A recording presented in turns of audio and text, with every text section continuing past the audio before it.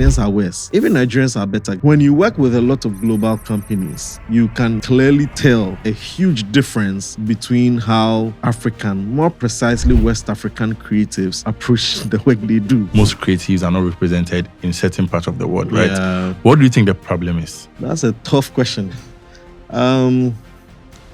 Let's talk about money. Charging or pricing is a game of confidence. Nobody has set any pricing for anybody. The great thing about the creative space we are in is that you could charge 1 cedi for a logo and you could charge 100,000 for a logo. What you have to understand is that people have to pay for the service you are offering. I think the real question a lot of people have is, how much should I charge? First thing, for someone that's maybe a photographer or maybe a graphic designer and they want to build this into a business, then what advice would you give them? I have a very simple strategy that I use.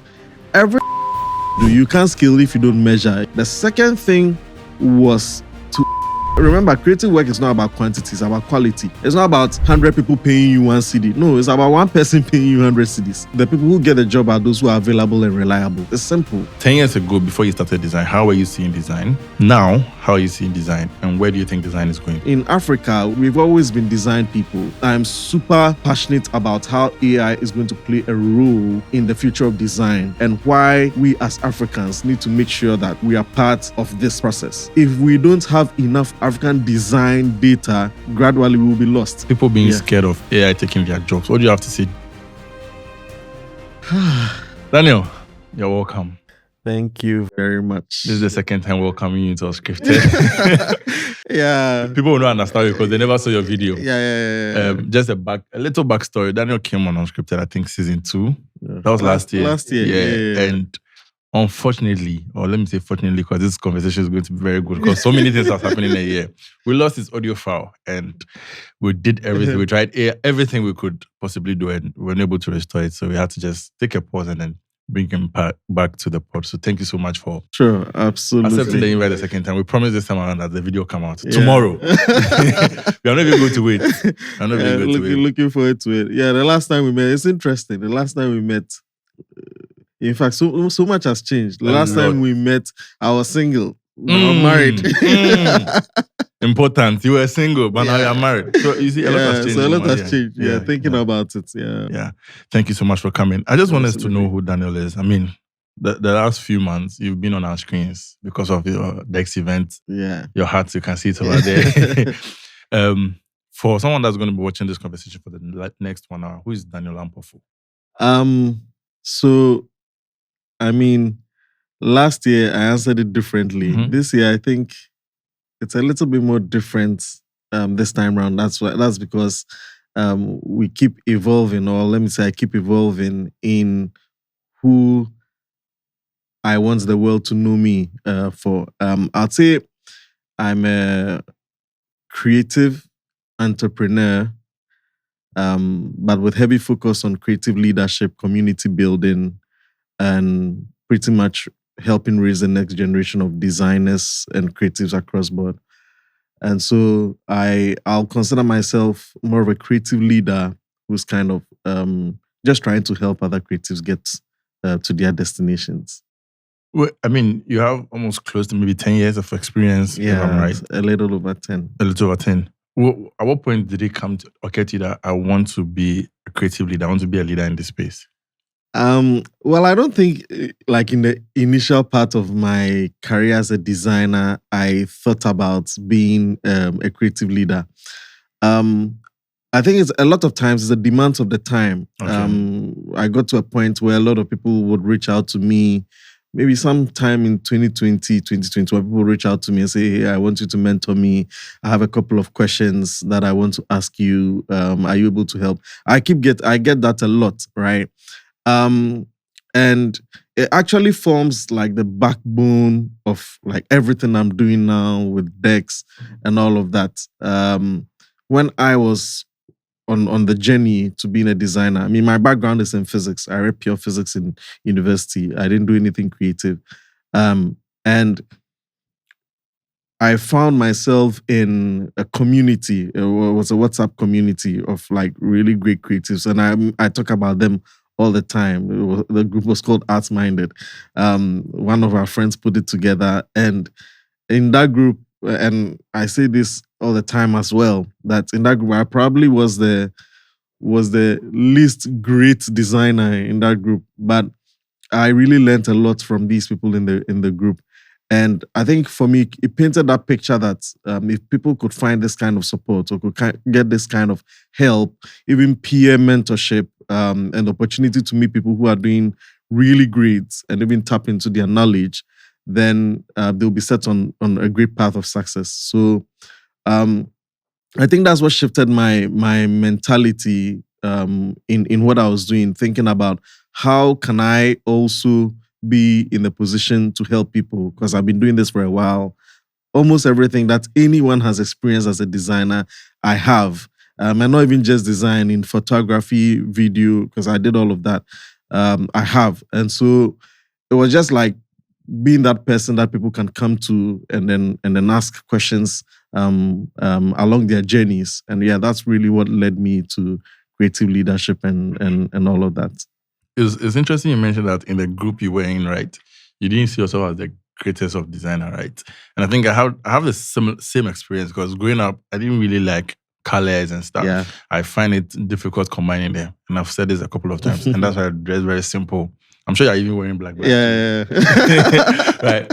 Because I didn't see myself as someone who had the eye for design. Yeah. I got to campus, started computer science, and then I found myself doing graphic design. And at every point in time, there was this imposter syndrome that was eating into me, like, you said, get eye for design. Yeah. So what are you trying to do over here? But a couple of, let's say, months or years later, I came to realize it was not really about just the eye, but it was something that you could study. Yes. Right. Seeing yourself as someone that was not the greatest among them, how did you change that mindset? Yeah. I mean, not see myself as someone who wasn't that great. It wasn't a form of imposter syndrome. I don't think I've ever had imposter syndrome, interestingly, right? That's because really I'm very confident in the work that I do. It was just more of a comparison, right, between where I thought I was at the time in my life and where they were. But I've never had imposter syndrome. I'll lie to you. It's not because I'm a great designer. I'm an excellent designer. It's only because I look at the problem I need to solve and I find a way to solve it, right? And so that's why. So I see people do amazing work, and for me, I'm a very positive person. So instead of it's creating that impression that, Charlie, I'm not this good, it's actually the other way around. I see people doing excellent. I say, well, I want to be like that person. And so that's how my journey has been. And so it didn't create that impression of being an imposter. I mean, right from onset, not studying design would have created the imposter syndrome in the first place, right? I found myself in a field that I didn't go to school for. And so already I was super grateful to be in that field. It didn't create any impression of being an imposter. It was just more of a learning curve. When I hit this level in my career, and then I see what people are doing and I love it, I say, well, I want to be like this guy. I learn from them. I pick things from them. I move on to the next person. So it was just really learning from these people one after the other. And it will be the same message that I'll pass across to other designers who kind of have this feeling of imposter syndrome, right? Is that any person they see that gives them that feeling should become like a journey for them. Right, they should treat this as a journey. The things that I do now, the decisions that I make now as a creative person, it's an accumulation of a number of years of experience, right? People have had different fields. Even if it's not experience, people have had different inspirations, different sources, right? Someone has had access to designers with 15, 20 years of experience that you may not have had that level of experience. And so it's really looking at them closely and figuring out what is making them exceptional in the way they are and learning from it, and kick out any form of imposter feeling you have. I like that, because I think I mentioned a statement recently on one pod that I always see things from a place of inspiration and not jealousy. Exactly. And I think if people can see things like that, it will really, really push them forward. Absolutely. In this day and era where social media is the thing, if you're always going to be jealous, you give yourself exactly. Yeah, you'll be depressed. Right? Every single day. Every single day. So. Okay, so Daniel, you went to KNSC to do Fix This. After that, what happened?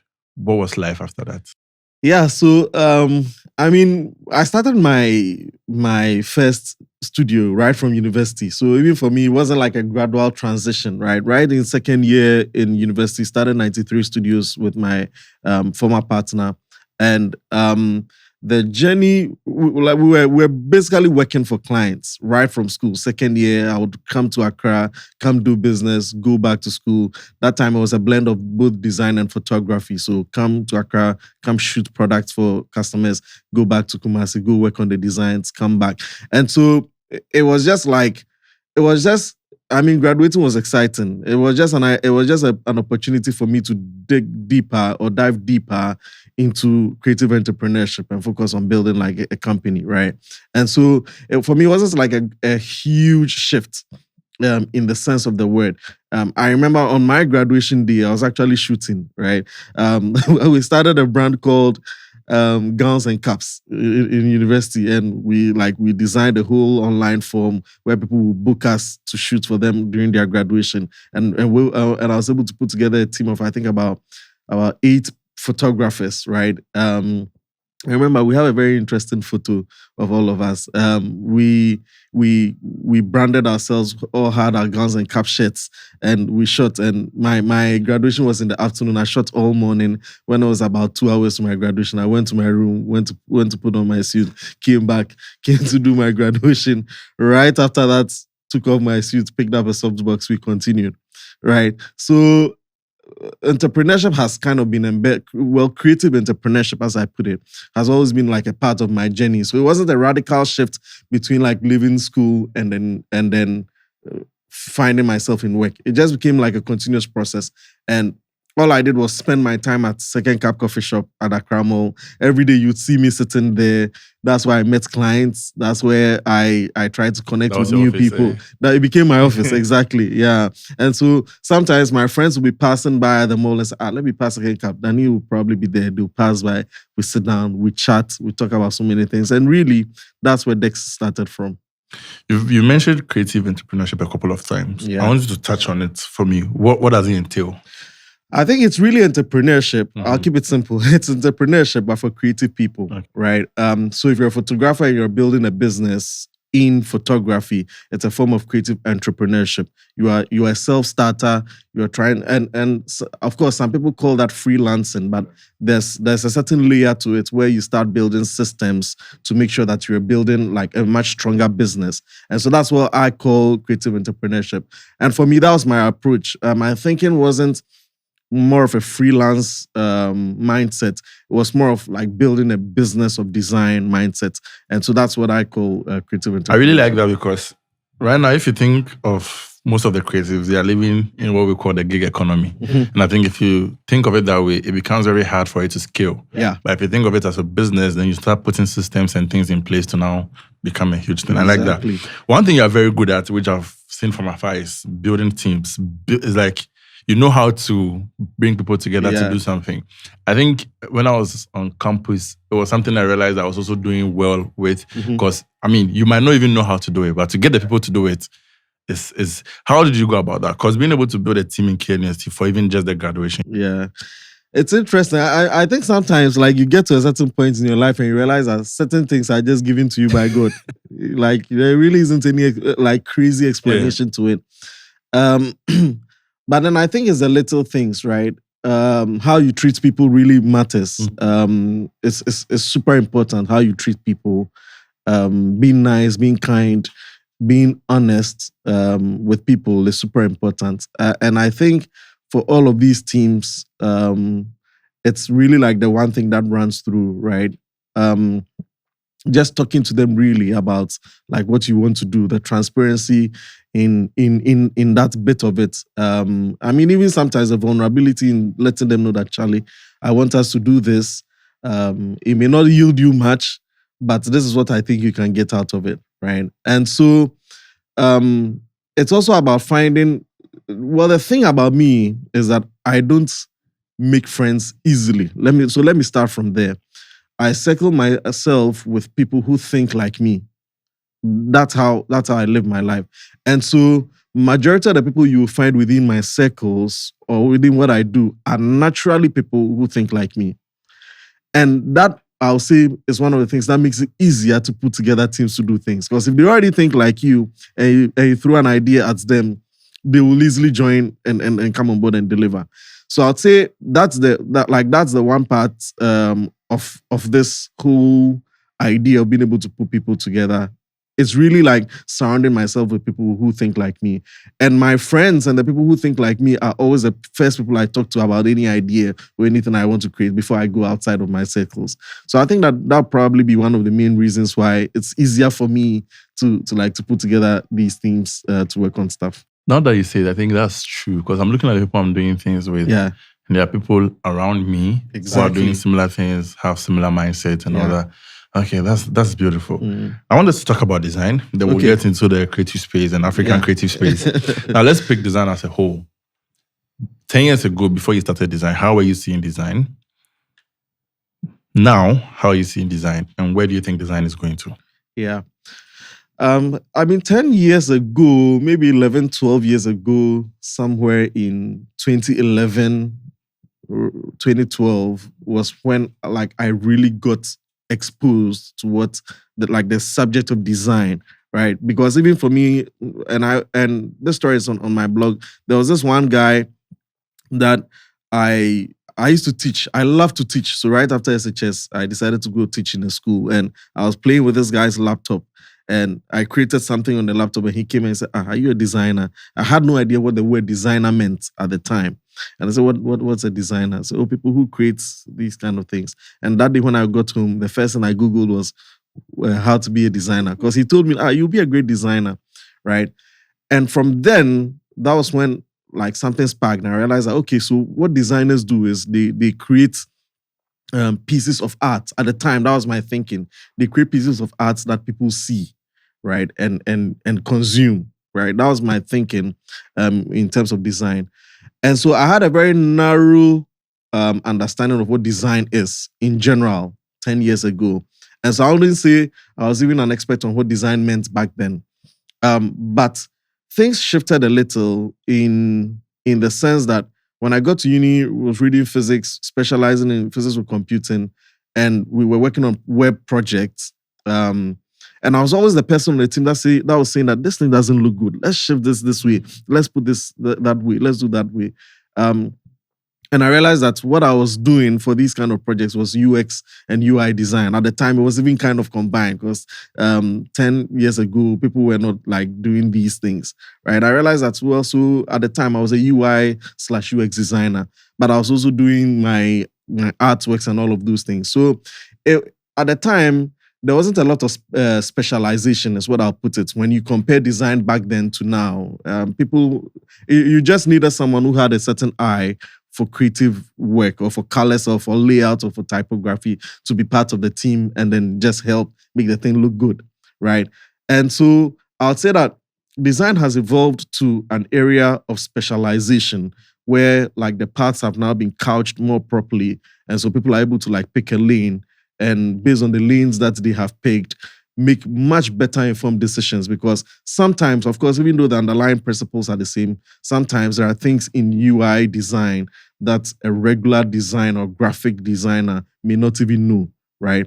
And so I'll say that that's the biggest difference. The other part of it was the value and then the importance of design, right? And I think everybody, I'm sure if you interview 1,000 designers, a lot of them will say that, yeah, people didn't value design, and it goes on. And a lot of times people tie that value to how much people were paying them for it. Yeah, so that one is a given, right? But yeah, people really didn't get how important it was in the grand scheme of things, right? And I think that is one of the things that has really changed drastically. In the future, where are we going? AI is here now. Yeah. I think for the theme for DEX this year, I kind of talked about the past, the present, and the AI-driven future. And I actually wrote a whole piece or article about it that I published on our website where I talked about really the genesis of design. And I talked about the fact that in Africa, we've always been design people, right before technology. We've always been designers. We designed the whole Edinkra system without technology. Edinkra has always existed. And it's not even just for their accounts. The Ghans have their own symbolisms, and every tribe does. And I'll even speak in the context of Ghana, not even like the ancient Egyptians where they used to draw things. Design has always been a part of us. I think what shifted a little was the formalization of it. And during the formalization process, we started losing a little bit of what's like really made us designers innately as Africans. And we started taking on the Western and the European style, talking about the Bauhaus and all of those like design frameworks when we had our own systems. And so that's why for me, like I'm super passionate about how AI is going to play a role in the future of design and why we as Africans need to make sure that we are part of this process, right? We all say AI is just machine learning, right? It's learning from data that has been provided. If we don't have enough African data or African design data to feed this AI, gradually we will be lost because a lot of people are going to be utilizing AI for things. And you are prompting, I want a logo, and it may probably not be picking inspiration from our system or our way of designing. They'll be picking it from the Western world, and you'll be feeding yourself with in quotes, Western designs. And so that's what made talking about AI a very important part, that we should, people are scared of it. People are talking about it taking jobs, but that's not the only thing we need to be worried about. We need to also think about how we're also going to feed it with our style, our principles, our concepts, our ideologies, so that the future doesn't feel like it's just coming from the West. Okay. On the topic of, and I was going to ask about that, people being scared of AI taking their jobs. What do you have to say? Do you believe that, or you have a different? Oh yeah. I mean, it's something to be scared of. No doubt about that. It's something to be scared of. We shouldn't be complacent, right, about the fact that it can really, or it will really take people's jobs. 100%. Of course, people are saying, to create new jobs because now you have prompt engineers and all of that. That's absolutely fine. But if someone has been practicing design for, let's say, 10 years, and or let's say 5 years, and he's always creating, he's a brand designer creating logos, and the next minute someone says because there's AI, they don't want to use that person again. That's a job lost. Right. So from that person. So let's not downplay that angle where you don't have to be you may not necessarily have to be scared of it, but you need to pay attention to it. Don't say that this doesn't make any sense, and so you don't feel like it's a threat, and so you live your life the way you want to. And Ed will say that his AI, they are all his employees. That's what he calls them. That they are my employees, and he uses them in ways that they kind of they are great benefit. One of the things is that every creative has a design process, right? And for me, I believe in systems a lot. I believe in optimization a lot.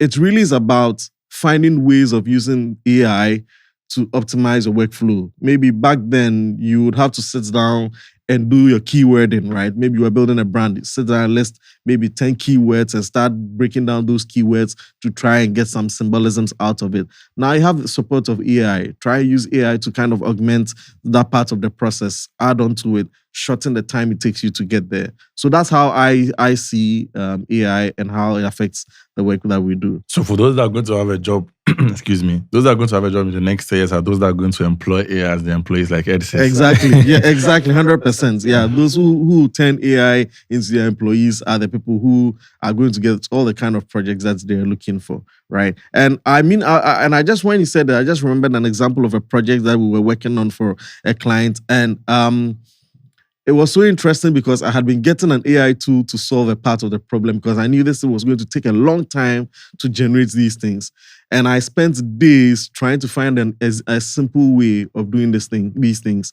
The following day, ChatGPT released a version that could easily do what I wanted to do in seconds, right? We were able to do it, add it to whatever project we were building and send over to the customer. And that's a typical example of how it optimizes the work we do.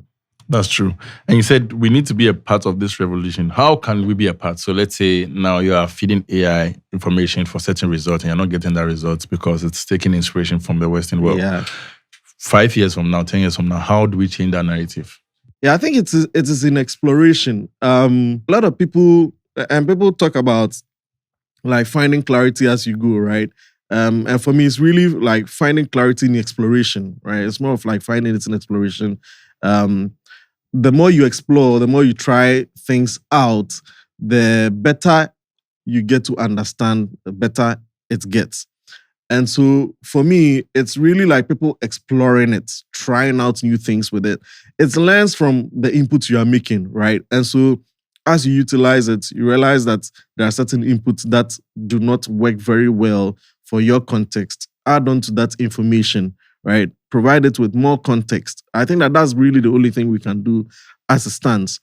Of course, beyond like more tech people from Africa building things or building tools to solve like local problems using AI and how all of that comes to play. It's just like doing our best to try and make sure that we are correcting it in these early stages. If it's going this way, it tells that it has to take this into context. And once it learns from it, I think we'll be able to like be a core part of the story in 5 years. Okay, so one thing I really like about it is you've worked almost everywhere before, if I should say. Like, you've worked in Ghana, you've worked outside, you work with so many brands globally and all that. And I think when I met you at one of the events recently, we were talking about how most creatives are not represented in certain parts of the world, right? Yeah. What do you think the problem is? Let's pick African creatives. Okay. Why are we boxed to just where we are? I think fundamentally, we're not disciplined. And I think it's a creative, it tends to be a creative thing, but I attribute it to discipline in that context. Our system has made it so much easier to get away with a lot of things, right? It has made it so easy to get away with a lot of things. And so innately, we don't feel the consequences of certain actions, right? And that has like trickled down into the way we approach everything that we do. When you work with a lot of global companies, you can like clearly tell a huge difference between how African, more precisely West African creatives approach the work they do. And I say more precisely West African because I've worked with some great South Africans and they have like awesome work ethic. And so that's why I'm saying that I'm saying it that way. And I've worked with some Kenyans who also have awesome work ethic. I think most of the ones that I've worked with are West Africans, between Ghanaians and Nigerians, right? Yeah. And it's the truth. I mean, I lead as a creative director at Meaningful Gigs. One of the fundamental jobs that I do is helping connect creatives to gigs. Pretty much, it's a pretty linear process. And aside that, like lead some production studios, and you're able to tell within, like, from the work ethic of certain people when you compare them to other people, right? Even Nigerians are better, Ghanaians are worse. Honest truth. At least, and this based on like doing this for this many years, I can confidently see it. And if there is anyone who disagrees, I'm happy to like talk through it with a person, and we'll dig deep into it. I think our work ethic is a big problem. We're not disciplined in that context of making sure that we're sticking to what we have said we want to do. And that is really like our biggest shortfall. We have like brilliant talent. I have always said that if we were only looking at portfolios, we will rival, we can compete with any country at all in the world. If we had to just pick portfolios, we can compete with any country in terms of level of skill, in terms of talent, no doubt about it. In fact, as a matter of fact, I think in certain cases, we actually do way better than some of these like Western creatives or foreign creatives, to be very sincere. I think it's the other things, right? And when I talk about the other things, the first is like what I was just saying is the discipline part of the work. How terrible we are at being proactive, right? I think the typical, maybe African or Ghanaian is very reactive rather than proactive. Instead of like taking things on, they're waiting for the thing to come back to them. And it's with a lot of designers here. That's why some of them say we don't chase for gigs. The gigs have to come to us and all of that, right? A lot of people out there are very proactive. They are taking the step to take the decision. They are taking the step to communicate. if you're missing a deadline, they are taking that step to communicate and be upfront with the client. They are taking the step to do all of those things, and that's why I said that we don't get punished for some of these things over here. The worst the client will do is not work with you again. But I see sometimes they may not even tell the next person that this creative is like this, right? They may not tell the person. They'll recommend the person to somebody else. Right over there are even online platforms people go and write reviews about you. Right here, that barely happens. So that's why I said we don't get punished for some of these things, right? And so if I mess up for a client and the client says he won't work with me anymore, nobody else knows, right? Maybe the clients will mention it to a couple of people, and that's it. Over there, it's so easy for people to put people on blast. Someone may come write a whole thread or whatever and won't even care about it, right? So that's why I said, and that's what has affected how disciplined we are. We don't really get punished for some of the mistakes that we make.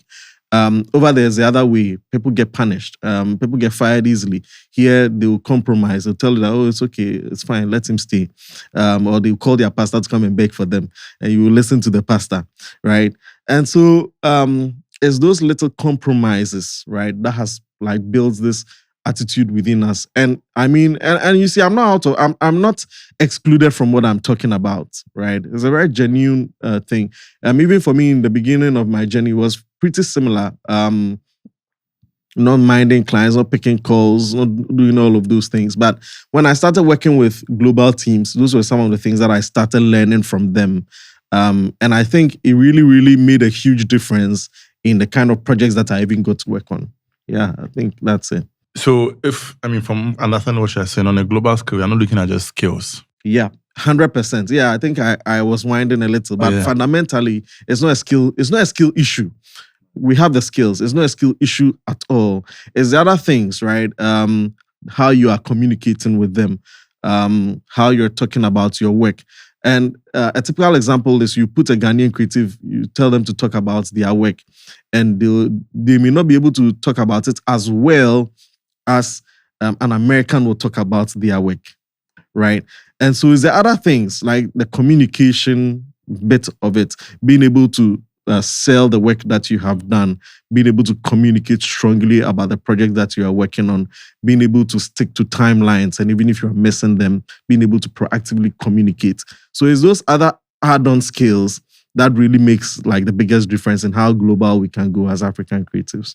Communication, the media have had my share of it, because I think I've recorded a couple of videos, even made a post about it before, because I think as creatives, or even if we step out of the creative field, regardless of where you work, I think communication can actually take you very far. I think if I'm ever asked maybe one skill everybody should learn, I think that's what I'm going to say. Like 100%. And I'd always mention that like it's very, very simple to communicate. Like we always interact with people, we talk to people. It's just hi, hello. Oh, the work, no. I've not done it too. Can you please give me maybe this and this is so like, and what people fail to understand is the person we call the client is also a human being. Exactly. They face issues. They will understand some of these things if we communicate. But then you are giving the work, you don't communicate. And the day of the delivery, you come in. It's. I think that's a very, very big issue here, because I've had it not just with one creative, but a couple of them.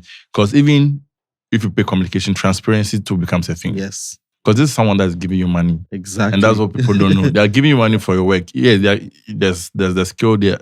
You are delivering something, but at the end of the day, there needs to be that transparency. 100%. Some creatives will also argue that some clients would get their work and then to communication is a problem. And I always tell them, do your part. Exactly. I mean, you see, it's just that cycle of like blame shifting, right? That creatives always do your part, communicate, let them know.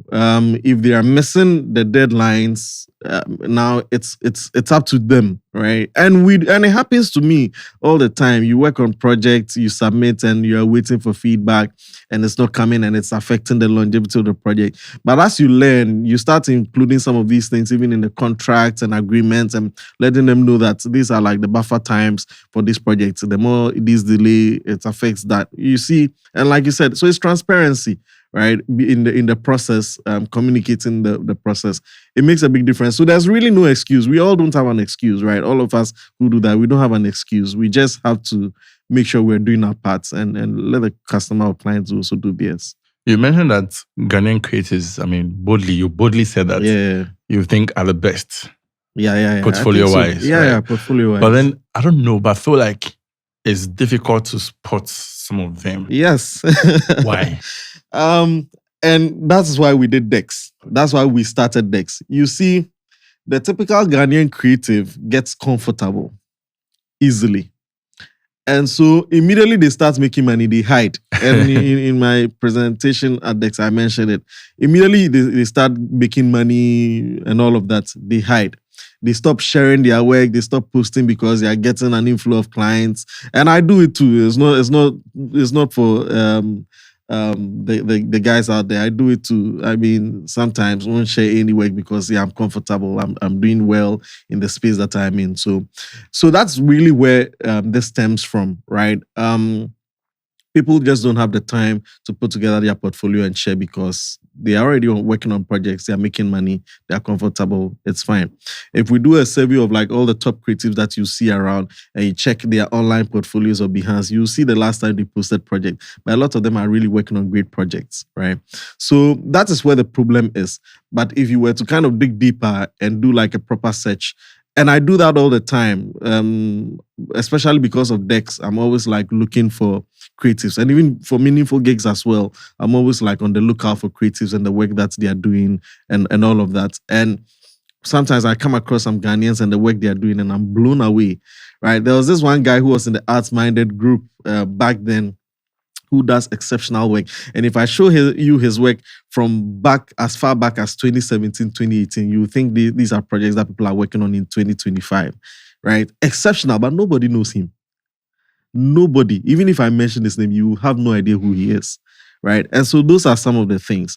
And so that's why we did DEX, to kind of amplify some of these voices who would rather like hide in their shells, use this opportunity to kind of draw them out, pull them out of their shells, create a platform for them to come show their work and inspire other people. But yeah, I think we have like some of the best talents in the world. I think we need to be loud about it because I think the creative space has people, which I agree with. But then those that are now coming into the space don't have people they can look up to easily, because at the end of the day, they are going to look for online information. Exactly. So if they're not online, it becomes a problem. And I think, like we were having a discussion the last time too, if some of these decisions are being made outside Ghana, they're looking at what is in the country. So we need to have these people come out. If you're creative and you're watching this, please put yourself out there. Like, please, because what's happening now is, and I think that has even spoken about this before, the people that are getting the jobs sometimes are not even the best people. Yep. But just because they are online. It's one of my beliefs, my ethos, that the people who get the job are those who are available and reliable. It's simple. It's those two groups of people. If the person's available and reliable, they get all the projects. And I used to say that, well, I'm not the best designer, but I'll get all the jobs and you won't get it. Do you get it? Because I'm available, right? And I'm reliable in that context. So if they don't share their work, the projects will go to those who are not really like doing excellent work. And that's what people will be finding out there. They are the ones who are always posting on Instagram and on social media, and someone is looking for a creative and then they'll find them and they'll use them for the project. And in general, it starts affecting like the general perceptions that people have about creatives in Ghana. So yeah, I think we need to share more. Don't think that what you have worked on is not good enough. Just keep sharing them. Share as much as you can. It will get better as you keep getting better. You can go back and archive or hide the old ones, but yeah, keep sharing. Back to the creative entrepreneur word you mentioned earlier on, right? I think you've done a very good job with ThirdLaw. If we didn't mention, he's the creative director at ThirdLaw and also the president at DEX. Yeah. For someone that's probably maybe, let's say, maybe a photographer or maybe a graphic designer, and they want to build this into a business, what would be like the roadmap they can follow? What would you tell them? What advice would you give them? Because it's one thing to be just running it as a solo person, or maybe, oh, Charlie, come and let's do this, come and let's do it. But then now if you're trying to build a business, and that's where systems come in place, right? I know a couple of people that work at ThirdLaw, and you're doing well. Like when we went to SA, we spoke, we were telling some of the things, and I'm like, there's someone that's running a design agency, right? What advice would you give to someone that's trying to build this into a business? I'll say measure, right? Like measure everything you do. You can't scale if you don't measure. You can't scale if you don't keep track of things, right? Like ThirdLaw can run without me on so many fronts. A lot of times I'm focusing my energy on meaningful gigs. ThirdLaw is able to run without me because of systems, right? But even these systems are as a result of measurement. And when I say measurement, I'm talking about data, right? And so right from when I set up ThirdLaw, I think the first thing was to create systems for it. And to be able to create systems, it was to start measuring everything that we did. And when I say measure, I was talking about the number of clients we were getting every month, which industries were these clients in, where were we getting these clients from, who was referring us to these clients. I have like a whole notion for that. And we've done this consistently every year. Every year there's a notion that has all the customers we had, the industries they all belong to, and all of those things. And in the first year, I sat down and looked at the data and said, oh, okay, so most of our projects are coming from nonprofits. Wow, then that's a good place to tap. Most of our projects were coming from events branding. That's a great place to tap. And so when you measure, you're able to tell that, well, these are the areas that are working for you, right? Aside measurement, and like measurement kind of covers everything that we do. Like some people will say document, right? So document, try and have information on everything was like the first thing that I did. The second thing was to optimize, right? And when I say optimize, find the ways of cutting down time. If someone came to ThirdLaw today, we can onboard the person in 24 hours or less, because we have proposals for every type of project you can reach out to us for: branding, web, video, photo. We already have built like decks upon decks upon decks that are laid down, right? Aside decks, we as a team have written down a workflow, right? So if someone reached out to us today, what do we do next? What do we do next? What do we do next? If someone reached out to ThirdLaw today, first thing is send them a proposal. When they look at the proposal and they want a call, the next thing is do a call. After the call, if they agree on rates, send them an updated proposal. Send them a contract with invoice. We create the WhatsApp group, create the Slack channel where projects are started. Do you get it? So we have that laid down process. I don't even have to be the one to do all of these things. There are people in the team who take care of all of that because everything has been laid down. Contract templates for every type of project already exist. All you have to do is go in, plug in the new information, send. I don't have to do anything. Sometimes I come in like at the end of the process where like the actual work is being done, and then I use my mornings. They send me the work. I look at it, oh, this one, let's change this, let's do this, and then I pass it on and it's gone, right? So you need to be able to document, right, every part of your process and optimize. Like when you document, you will identify the areas in your process that takes you a lot of time, right? Or the areas in your process that are important to the client. Do you get what I mean? And then you start like pulling out those places and say, where can I optimize? Where can I create a template for this? Where can I assign it to someone to keep this moving? And then you identify those things. And once you're done with optimizing like that part of the workflow, for example, if you're a one-man freelancer, all of these things are important. Create folders for them, label them so that when someone reaches out, it's just easier. You can get this thing done. You can close a deal in 2 hours if you want to, right? One of the other things we even did was that we identified that a lot of people were posting RFPs online. And sometimes you have to design a whole document because RFPs usually are very detailed. You have to answer a lot of questions to do it. So I remember, I think maybe last 2 years, we sat down and said, well, we've seen a number of RFPs. Let's create 4 strong RFPs that have our project. 1 RFP for branding, 1 for web, 1 for events, 1 for this. And all that we're going to be doing going forward is that when we get an RFP, we're just going to change the information in there and ship it. Right? So it's finding like those simple ways of like optimizing your time so that you can focus more of your time on other things or even the work itself. It's one of the advices that I'll give to all creative entrepreneurs. And once they are done optimizing, the rest is just like listening, right? Listening to the customers that you're meeting every day and then looking out for the things that they are telling you. Because the more you listen, the more you're able to identify any gaps to make more money or to create more business lines from them, right? And you see, there are a lot of clients who like listen. There are clients who call me and speak for like an hour. Yeah, and we chat, and sometimes it's not really about even the work that we're doing, right? So listening is like a great part of building a creative business. The more you listen, the more you identify where the pain points are. When we're starting ThirdLaw, it was really like a lot of listening to clients and customers, and most of them would tell that, Charlie, we got this designer. When you call him cry, he doesn't mind you. And realize that, oh, okay, so that's a pain point for this client. Then it means that this clients, we have to make sure that we are always responding to them, right? That was one of the, and when we solved that problem for that client, they became like long-term client. There are clients who said, who talk to us and say, what if we do this, you send me these logos and I don't like them? And realize, okay, that was also a pain point. There are people who are coming and saying that,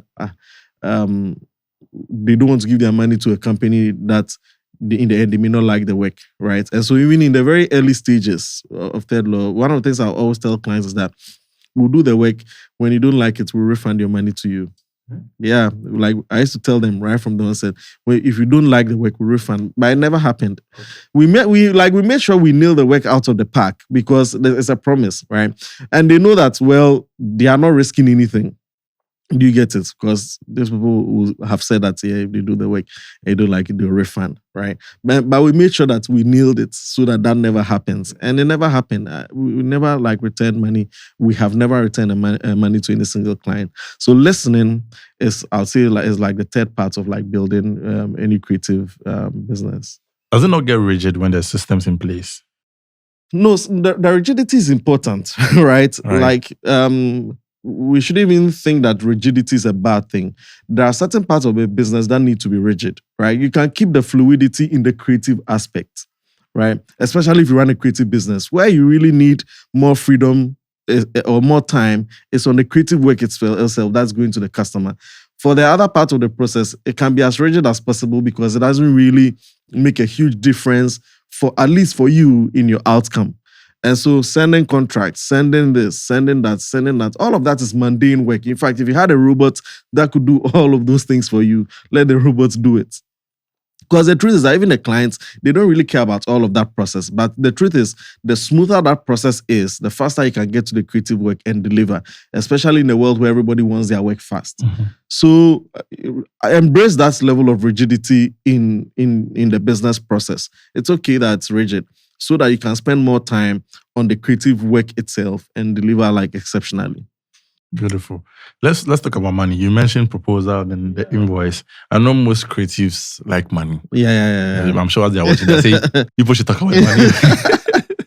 How does the money conversation go, even as an individual, even before a business? As an individual, if a client is to come to you, say, I want to do XY project, how does the money come? How do you even bring the money into it? Yeah. I've always said that, charging or pricing is a game of confidence. Nobody has set any pricing for anybody, right? It's a game of confidence. And when people say, Charlie, we need a rule book for pricing, I tell you, there's no rule book. Because I know someone who started like creative work and in less than 3 months, and he was mentioning figures like he's crazy and he was getting them, right? It's a game of confidence. The only thing that boosts your confidence is when you have like great projects to speak to it. And so your portfolio kind of adds up to your confidence. But the truth is that there are people who don't have an excellent portfolio, but they are still confident enough to mention any amount. The great thing about the creative space we are in is that you could charge 1 cedi for a logo and you could charge 100,000 for a logo. Nobody has defined the pricing. A lot of times, it depends on how the level of importance to whoever is receiving it, right? If you find logo development important, if I mention 100,000 to you, you will embrace it, right? And if you can afford, you will embrace it. You get it? It's always a level of importance. There are people who have come to us and they didn't have the money. And then they went a couple of months and then they came back and said, you are the guys I want you to work the project. Your prices is too steep, but I'll go and come. And then they went a couple of months back and then they came. So money, what you have to understand is that people have to pay for the service you are offering. That's fundamental. I think the real question a lot of people have is how much should I charge? That's where the biggest question for every creative is, how much is too much or is too little? Okay, first thing, And it doesn't really happen with a lot of Ghanaians. It's when you ask the clients, what's your budget? Most clients don't answer. What's your budget? The reason why they don't answer is that they also want to make sure that they are not highballing or they are not highballing it, and maybe in the end you are going to charge a certain amount, but now that you've heard the amount you mentioned, you are charging that amount. Yeah. Right. So for me, I have a very simple strategy that I use. Every service that I offer has a base price. That base price increases based on demand. Okay, and I'll explain. So for example, my base price for logos or for branding or for flyers is maybe 1,500 cedis. I never go below 1,500 cedis. Even if they just want you to put a rectangle. Exactly. Okay. So in those cases, I may not do it. And it happens to me a lot. Like my base price is 1,500 cedis. If you come to me, for a square place with a dot on it, it's 1,500 cedis. That's the base price, right? Now, when I set a base price, the only way that base price will go up is if I'm getting 50 people reaching out to me for flyers and I can't do all of them. Then it means that now it's time to raise the price so that I can reduce the number I can take. Remember, creative work is not about quantity, it's about quality, right? It's not about 100 people paying you 1 cedi. No, it's about one person paying you 100 cedis, right?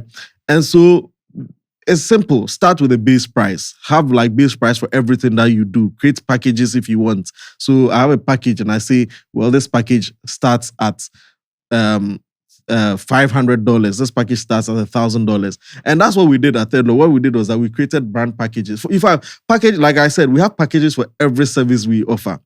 And all of them have starting at in the beginning. So I'll say starting at $1,000, starting at $2,000. When I say that, what it does for me is that it has made sure that I have not capped myself. I've only said that we start from here, right? So when you set a base price, it makes things simple for you. Your base price becomes the point you will never go below. And your base price can be more than one. Right, you set multiple base prices. So if it is branding, there's a package that has just logo and colors, and the base price for that is this. Package that has logo, colors, social media templates, and the base price for that is this. So when you reach out to me as a brand, and there's a reason why we've been able to optimize our process, because immediately you reach out to us, we send you the one proposal. It has samples of our works, the cost, everything. Now, when you look at it and you are scared by our base price, that means that you're not for us. And we don't even waste time. We won't even schedule a call with you because our base price has scared you already. Do you get what I mean? And it saves us time. So we are not a company that's someone says, I want a logo, then we set up a meeting and then we start talking and talk till we get to the point where you can't afford. And we spend like 30 minutes to an hour on a call with you. So we don't start there. We start from sending you, look at the base price. And once you agree on the base price, that's when you can say, well, okay, their base price is fine. I think these packages are okay, something that I can afford. Then we move on to the next step where we can set up a call and really try and understand what your brand in particular, needs. What that does for us is that we know for a fact that we are not going below this amount. So then we can look at all the things that we can tweak to make for a brand. If your brand is a food brand, maybe no, you don't need call cards, but you need maybe packaging, or you don't need the call card. Maybe you need a certain card that will have some details on it, stuff like that.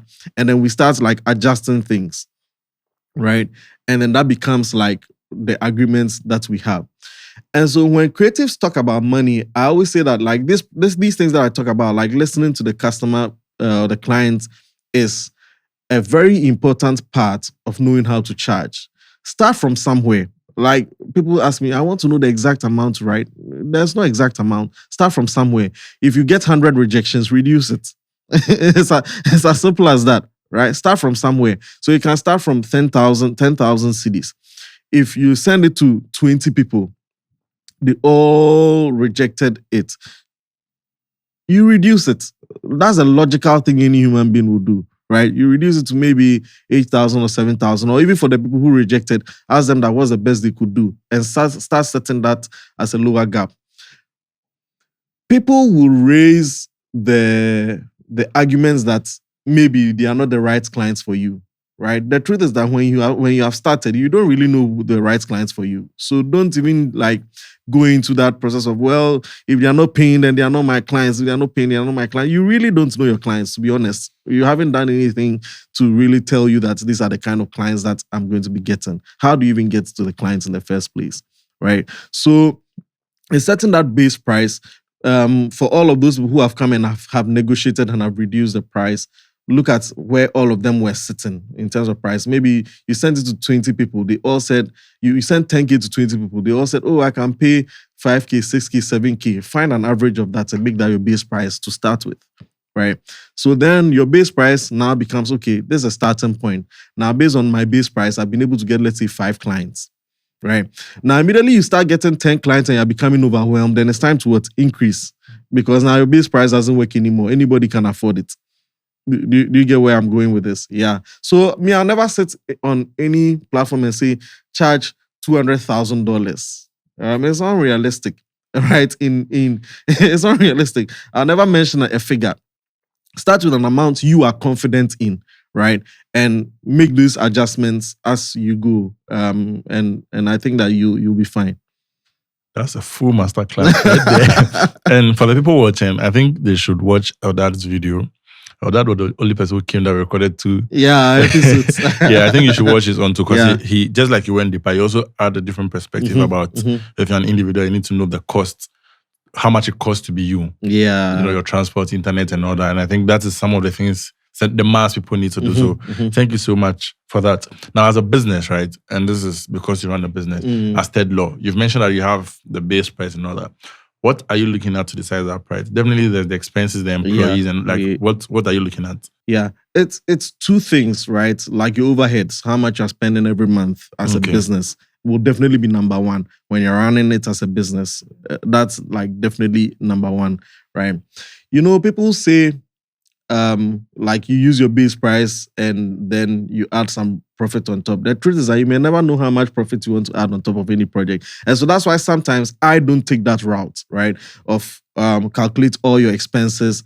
If all your expenses are up to 10,000 cedis, then charge, find a percentage, maybe 20% or 30% and charge it on top of it. Me, I don't 100% go that lane, right? And that's why I'm not saying it is wrong. I'm saying I don't 100% go that lane.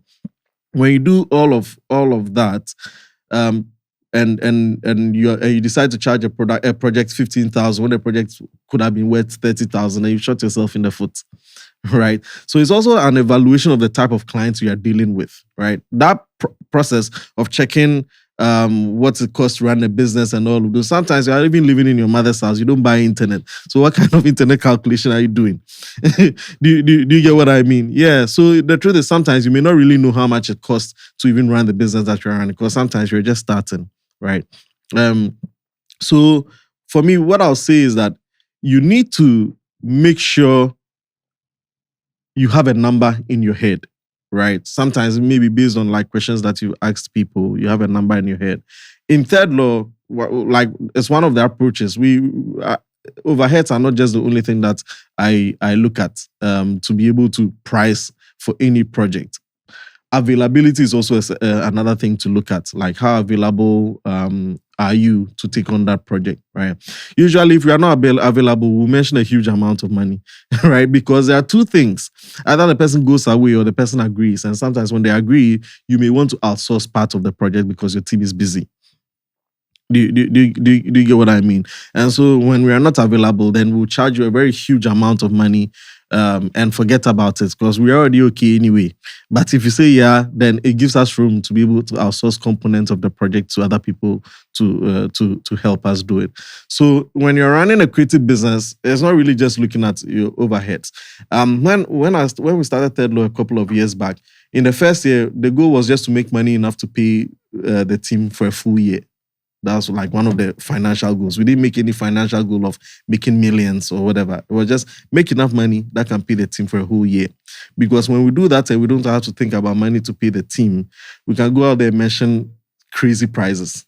Do you get it? And the rest just becomes add-ons.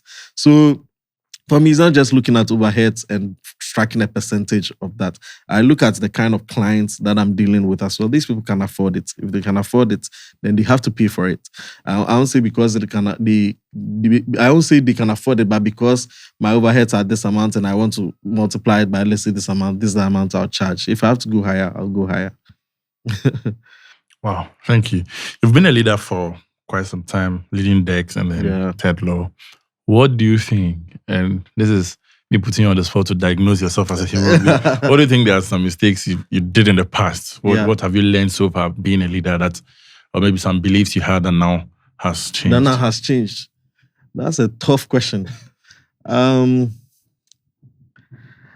Maybe I'll start from the lessons that I think have been great. Okay. And then I think maybe that will lead me to talk about what hasn't been great and probably things that I have learned from in terms of mistakes.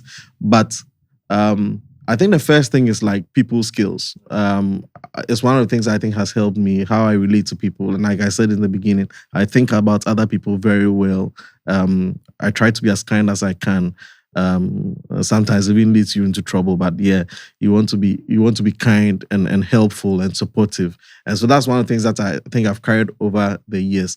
So then it pulls up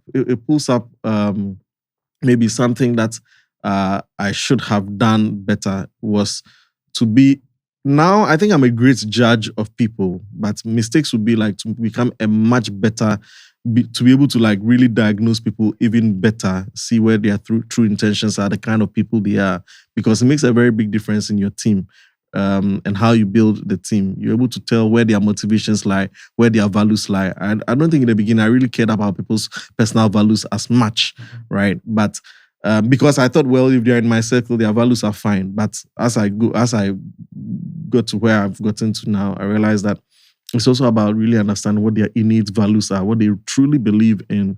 And that becomes like someone will get angry and will do things a certain way. Someone will get sad and do things a certain way. How does this person react in different conditions would be like the thing that I'll say I should have learned more or got to know more about would have been the first thing. I think the second thing is what I was talking about in terms of systems. In IT3 Studios, we didn't build like robust systems like I did with ThirdLaw.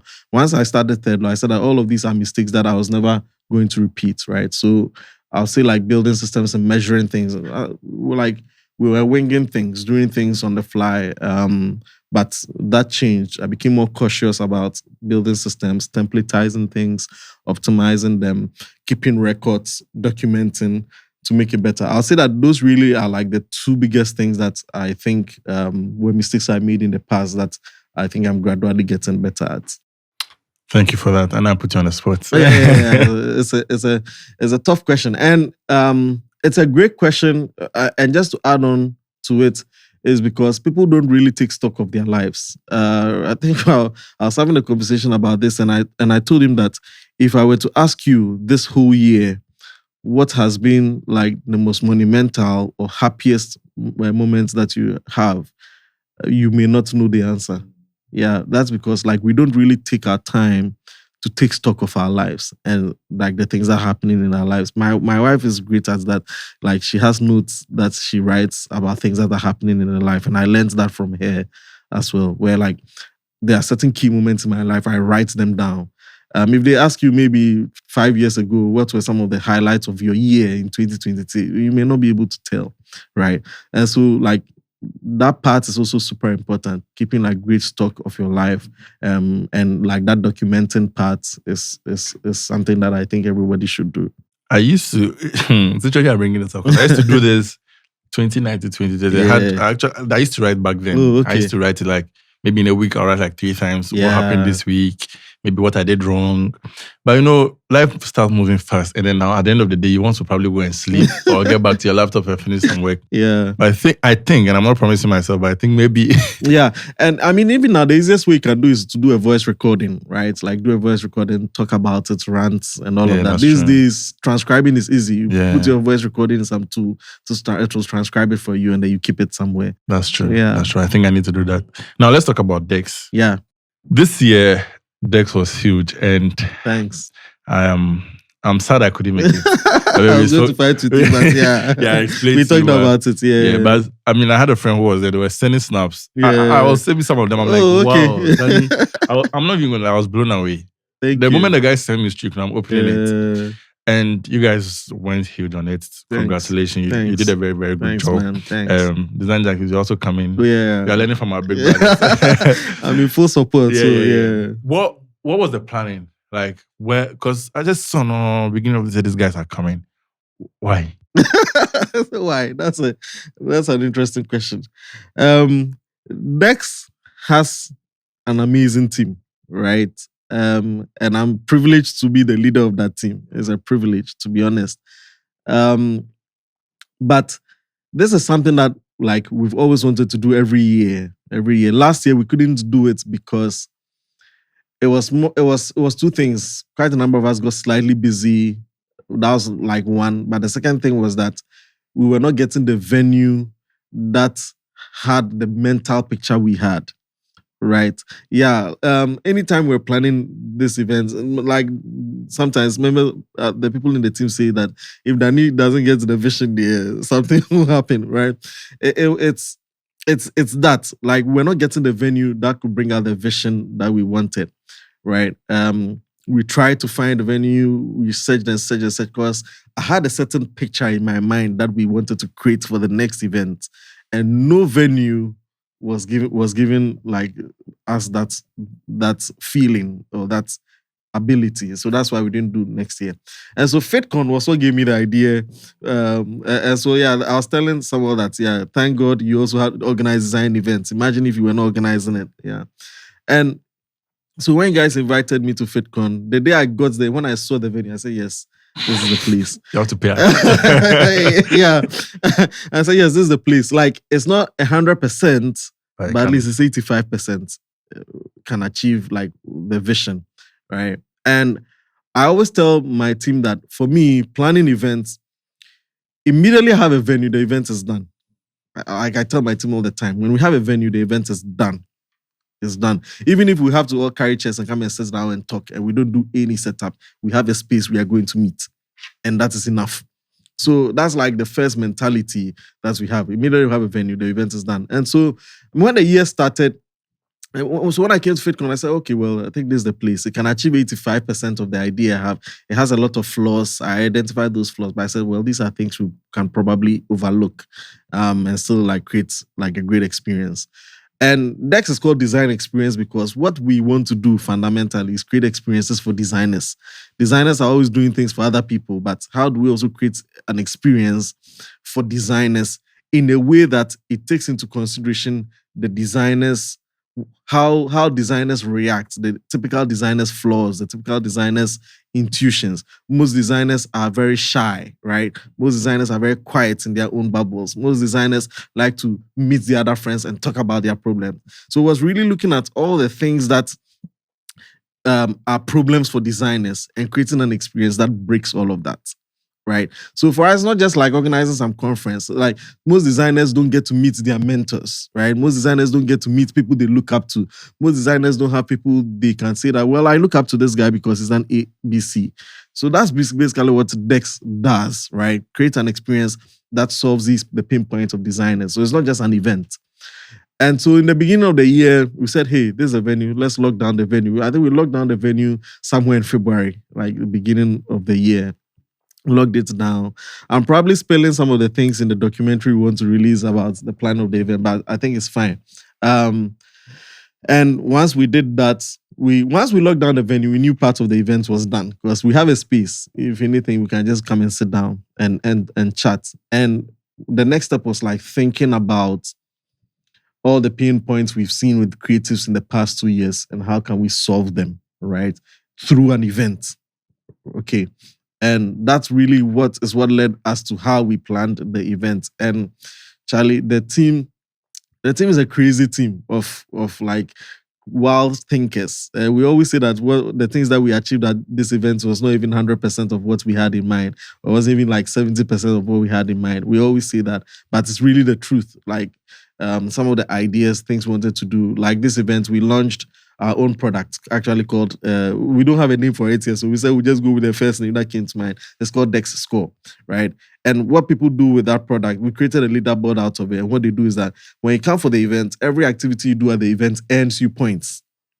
So when you buy a ticket, you get points. When you talk to a friend, you get points.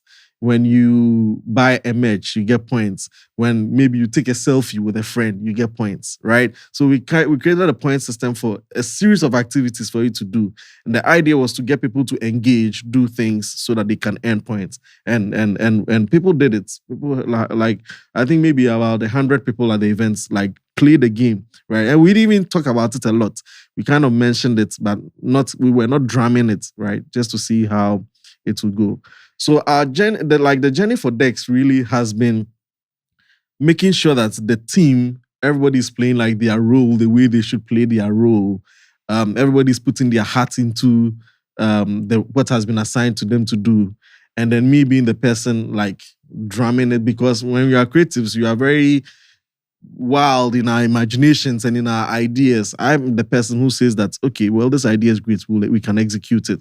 And I become like, I'll say the executor in a way, where I'm making sure that, well, all the ideas that people are putting on paper gets done, right? So I'll say that I'm just like, let's get this done, let's get it done. Of course, maybe some ideas, I'll see someone's ideas and find a spin to it and tweak it in this way and that way. But all in all, we just want the feedback we got from this year's event was really what we were looking for. And so when I was telling the team that when I read some of the feedback the day after, like I almost shed a tear, because it was exactly what we were looking for, like the response we were looking for, and not from just the participants, but even the speakers, the experience that they also had at the event. And I think that it was a wonderful event, and thanks to everybody in the creative community, the speakers and all of that who made this, like, and the partners, the sponsors, a big part of it to them too. You guys did well. You did Thanks. very well. Congratulations. We met at an event recently, and you mentioned what next year is going to be. Please tell the people watching, let them start registering. Yes, it's super important. Next year, and let me like give a little backstory.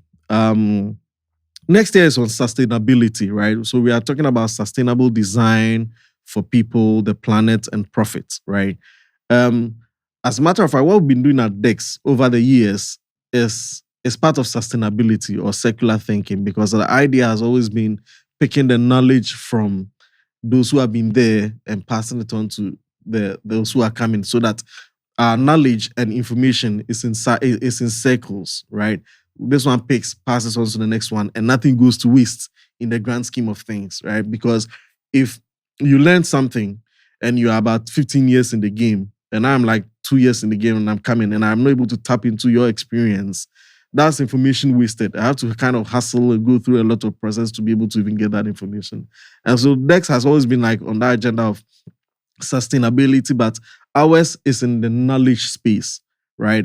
And so as we thought about it, we realized that, well, people are talking about sustainability here and there. How do we also bring it to the space that we are in? Because we've already been like dabbling in sustainability in our own way. And how do we make sure that the work that we are doing is really affecting our people, right? And you see, like, we are in a certain age where Africa is getting a lot of eyeballs when it comes to creative. Right, people are coming. A lot of companies are hiring from here. When you do a survey of creatives and designers and product designers, you see that a lot of them are working for foreign companies and all of that, right? And we are working on great things. We are shipping great products. We are working on like awesome stuff. But a lot of times it is contributing to the west or east or whichever part of the compass.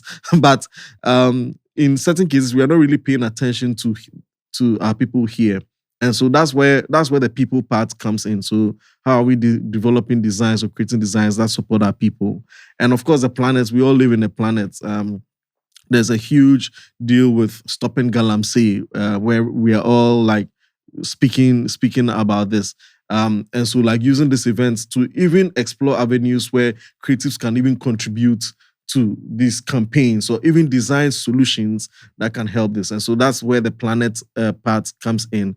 And of course, the final part is profit. We need to make money too, right? And so despite all of this, how are we making sure that even all of the efforts that we are making in all of these things, we are also being able to like make money or profit out of it? So next year, and the amazing thing about next year's event is that it's a 3-day event, right?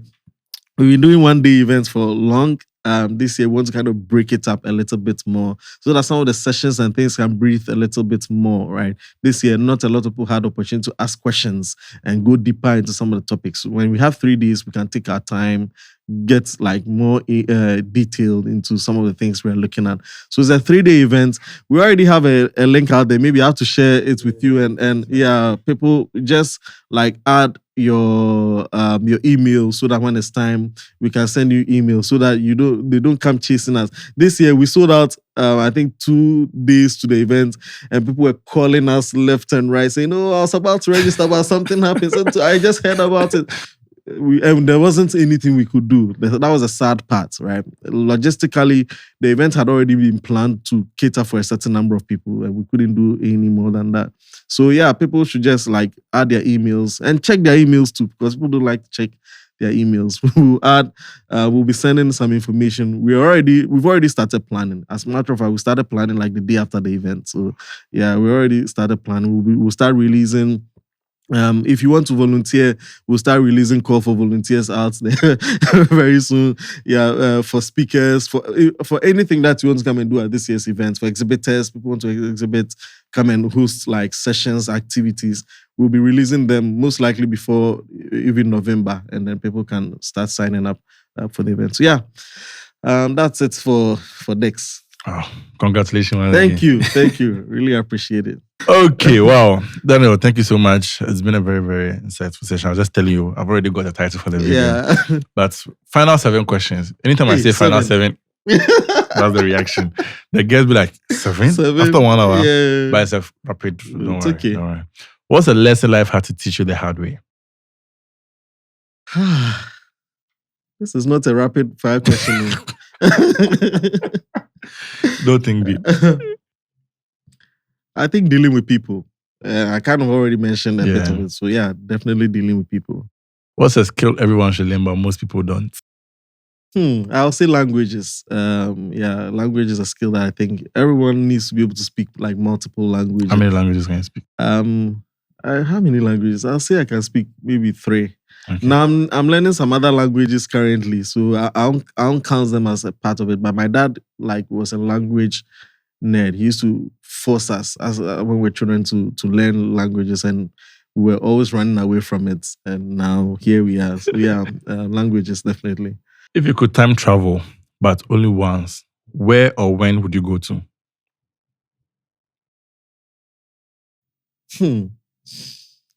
Time travel to the past or to the future? Anywhere. Or it could be a location too. Oh, okay. Oh, definitely the future. Definitely the future. I may not see. Maybe next 200 years. We'll be curious to see how the world will look like in the next 200. I don't think I'll be 200 in this world. I don't think so. I'm not even sure I'm interested in staying in this world for 200 years. But I'll be curious to see how the world will be, how design will work, in what form and function it will play out. So definitely the future. Jesus is even coming soon. Exactly. If you weren't doing what you do now, what would you be doing? If I wasn't doing what I'm doing now, what would I be doing? I love design. It's so difficult to think of what I would be doing. Maybe music, but not singing, playing a musical instrument, because I love music. I love musical instruments.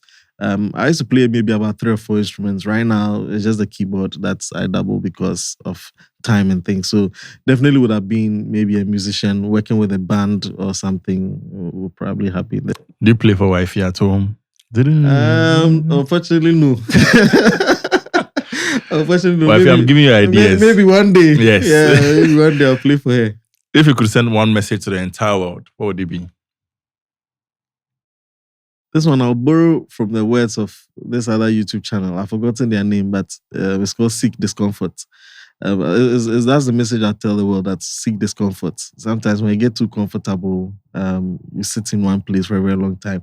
And that statement really changed like a lot about me, really changed my life in very interesting ways. That sometimes we need to seek the most discomfortable or uncomfortable things in life to be able to get to where we want to get to. So yeah, I would definitely be seek discomfort. If you could have dinner with your younger self, what would you say? Keep going. Keep doing what you're doing. Keep exploring. It's okay. The journey is a long one, so keep exploring. Exploring is one of the best things that I think I did with my life, from photography to design to web to video. Yeah, keep exploring. That's the only thing I would have said to my younger self. If you could invent one thing to make life easier for yourself, what would you be? Definitely the ability to speak more languages. I'll come back to that. And the reason why I'm so particular about it is because we live in a very huge world. The world is so huge, and it's so sad that you can't communicate with someone just because of language, right? I sat in a flight one time, and the person sitting next to me was a French-speaking person, and we wanted to chat, right? And it was so funny. We tried to chat. In fact, I was trying to download Translator, and then there's no Wi-Fi on the airline, and she's trying to tell me things, and it looked like it was going to be an interesting conversation. Her English is somehow good. We spoke for 1 hour, and when I got to home, I was wondering how we were even able to chat. Right. Yeah, it was a big. So for me, definitely languages, right? You get to experience people's lives, people's even culture, if you had a good understanding of their language. So for me, definitely something that would make me speak and understand like multiple languages. Thank you, Daniel, for coming. I really enjoyed this conversation. We will do a part 2, but I don't know where. Please look them in the camera, and tell them to subscribe.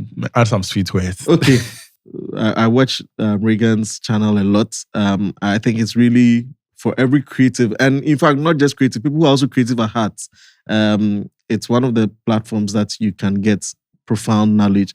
I think every speaker, it's interesting because every speaker who has been on this channel has been incredible, have taught different lessons that even for myself, I pick every time. So subscribe. Don't just subscribe. Watch the videos, like them, comment. If you have questions, ask in the comments. And I'm sure some of the speakers will pick it up and answer. But yeah, keep watching the channel and enjoy.